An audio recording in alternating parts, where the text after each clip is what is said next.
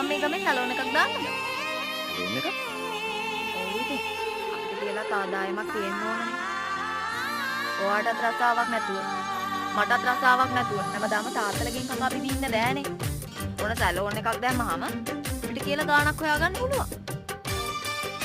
උඹ කියන්නේ මට රස්සාවක් නැහැ කි. රස්සාවක් තියෙනවා නම් ඉතින් යන්න එපා.